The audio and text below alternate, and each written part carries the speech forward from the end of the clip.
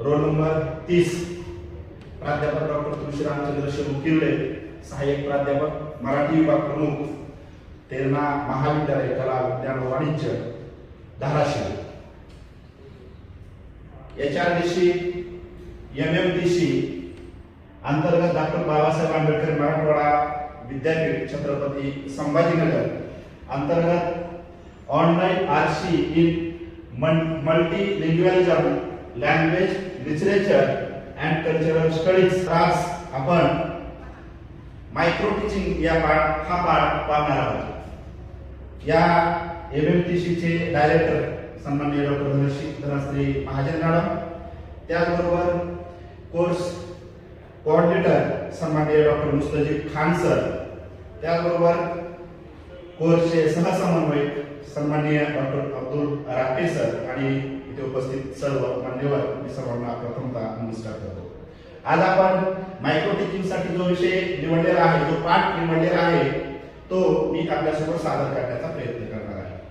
मराठी साहित्यामध्ये अनेक नामवंत कवी होऊन गेले। आजपर्यंत मराठी साहित्य एक वेगवेगळ्या पद्धतीने कथा, कविता, कादंबरी, आत्मचरित्र, आत्मकथन या माध्यमातून खूप मोठ्या प्रमाणामध्ये लिखाण होत गेलं। त्यामध्ये कविता हा काव्य प्रकार सर्वांना सर्वश्रुत असलेला दिसायला लागला। यामध्ये अनेक कवींनी वेगवेगळ्या विषयाच्या अनुषंगाने कविता लिहिलेल्या आपल्यास पाहायला मिळतात। त्यामध्ये शेतकऱ्यांचं जीवन, स्त्रियांचं जीवन, ग्रामीण भाग, दलित साहित्यावरती, आदिवासी साहित्य, लोकसाहित्यावरती अनेक कवींनी कविता लिहिलेल्या आपल्याला पाहावयास मिळतात। त्यामध्येच आज मायक्रो टीचिंगसाठी मी जो विषय निवडलेला आहे ते अत्यंत हालाकीच्या परिस्थितीमध्ये जीवन जगत असणारे एक नावलौकिक पावलेले कवी यांचा आपण या ठिकाणी अभ्यास करणार आहोत। मुंबईसारख्या महानगरामध्ये अत्यंत बिकट परिस्थितीमध्ये जीवन जगत असताना त्यांनी मराठी शारदेच्या दरबारामध्ये आपल्या प्रतिभेच्या बळावरती अनेक काव्यसंग्रह लिहिले आणि समाज मनासमोर ज्यावेळेस ते प्रकाशित झाले त्यांना एक चांगल्या पद्धतीचा बहुमान मिळालेला दिसून येतो। असे नारायण सुर्वे हे नामवंत कवी यांचा आपण या ठिकाणी आज मायक्रो टीचिंगच्या माध्यमातून अभ्यास करणार आहोत। मी त्यांचं बालपण सांगत असताना थोडक्यामध्ये परिस्थिती, त्यांची लहानपणची परिस्थिती कशी होती ते आपल्यासमोर विशद करण्याचा प्रयत्न करणार। नारायण गंगाराम सुर्वे हे मुंबई धारावी या ठिकाणी झोपडपट्टीमध्ये जन्माला आले। आता गंगाराम हे कोण आहेत? नारायण गंगाराम सुर्वे म्हटल्यानंतर गंगाराम हे त्यांचे वडील आहेत असं आपण म्हणू, परंतु हे त्यांचे वडील नाहीये। अत्यंत भयावाशी त्या ठिकाणची झोपडपट्टीची परिस्थिती होती आणि कोणा एका पुरुषापासून एका स्त्रीवरती मातृत्व लाभलं गेलं आणि त्यावेळेस नारायण जन्माला याची वेळ आली त्यावेळेस त्या स्त्रीला त्या पुरुषाने त्याच ठिकाणी झोपडपट्टीमध्ये सोडून तो निघून गेलेला आहे। आणि मग ज्यावेळेस ती माता त्या ठिकाणी तिला बाळ जन्माला येतं त्यावेळेस तिच्याही मनासमोर या समाजातील मोठा प्रश्न उभा राहतो। उद्या जर प्रश्न कुणी विचारला तर, आणि मग त्या उद्याशा नारायणला त्या ठिकाणी ती रस्त्यावरती सोडून जाण्याचा प्रयत्न करते। त्यावेळेस ती नारायण जन्माला येतो त्यावेळेस त्या घराची परिस्थिती अत्यंत भयानक असते। त्याची नाळ कापण्यासाठी ब्लेड सुद्धा नसते, तिला काही नाळ ठेचते आणि एका गवताच्या पेंडीवरती ते नारायणला त्या ठिकाणी ठेवून रस्त्यावरती चिरडून जाते। दुपारची वेळ झालेली असते। त्या भागामध्ये कंपनीतून येणारे गंगाराम नावाचे जे पात्र आहेत त्यांना आपण त्यांचे वडील म्हणतो, ते रस्त्याने त्या ठिकाणी चालत येत असतात आणि चालत येत असताना लहान बाळाचा रडलेला आवाज त्यांना ऐकू येतो आणि रडलेला आवाज ऐकू आल्यानंतर ते त्या बाळाला उचलून घेत आहेत आणि घरी जात आहेत। घरी गेल्यानंतर त्याचं स्वागत होतं। स्वागत यासाठी होतं की गंगारामला मुलं नसतात आणि नारायणच्या रूपाने ते आपल्या स्वतःच्या मुलासारखंच त्याचं पालन पोषण करत आहेत।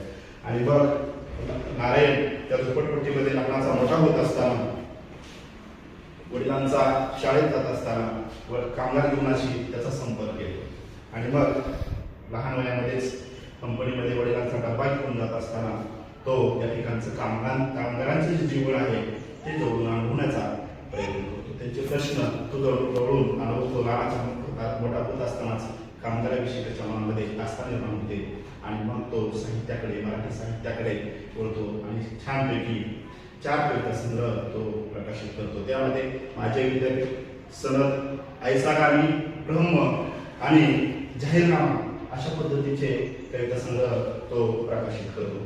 त्याचं लहानपण, बालपण अत्यंत हलाखीच्या परिस्थितीमध्ये गेलेलं आहे आणि कामगारांचं जीवन तो जवळून अनुभवत असताना त्याला त्या कामगारांचं जीवन त्या कवितेच्या माध्यमातून रेखाटावं असं वाटतं. त्याचं स्वतःचं जीवन तर अख्खं आयुष्य तो एका कवितेच्या माध्यमातून म्हणतो, भाकरीचा चंद्र शोधण्यातच अर्धी जिंदगी बरबाद झाली. आता जे जीवन होतं ते 2 वेळचं जीवन सुद्धा मला माझ्या आयुष्यामध्ये मिळालं नाही आणि या भाकरीचा चंद्र शोधण्यामध्ये माझी पूर्ण जिंदगी, माझं पूर्ण जीवन काय झालेलं आहे तर बरबाद झालेलं आहे. अशा पद्धतीनं तो आपली खंत या कवितेच्या माध्यमातून आपल्यासमोर ठेवायचा प्रयत्न करतो.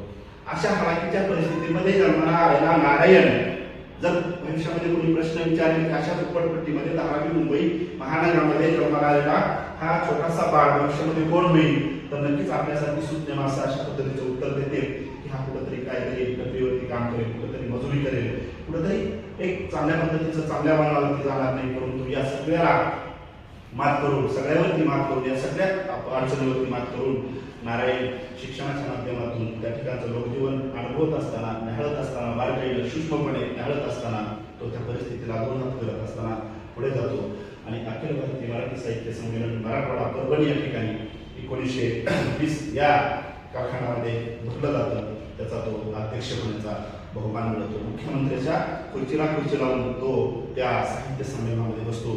अशा झोपडपट्टीमध्ये जन्माला आलेला हा नारायण आणि मग त्या ठिकाणी अखिल भारतीय मराठी साहित्य संमेलनाचा अध्यक्ष झाल्यानंतर अध्यक्षपदावरून ज्यावेळेस तो व्यक्त होण्याचा प्रयत्न करतो त्यावेळेस नंतर तो समाधानाला या समाजाला प्रश्न विचारतो आणि मग ते करत असताना, एक भाष्य करत असताना तो एक वाक्य विचारतो की ज्या ठिकाणी, ज्या कोणत्या ठिकाणी माझी आई असेल तिने एक वेळेस येऊन मला तिचा चेहरा दाखवावा आणि मग हीच बातमी सगळ्या वर्तमानपत्रामध्ये मोठ्या प्रमाणामध्ये प्रकाशित होते की ज्या आईनं जन्माल्याबरोबर नाळ करून रस्त्यावरती या मताच्या पिढीवरती टाकून नारायणला निघून गेलेले असते, तो जात उल्हासावा झोपडपट्टीनं लहानाचा मोठा होत असताना अखिल भारतीय मराठी साहित्य संमेलनाचा अध्यक्ष होतो आणि मुख्यमंत्र्याच्या खुर्चीला खुर्ची लावून बसतो आणि त्या ठिकाणी व्यक्त होत असतो.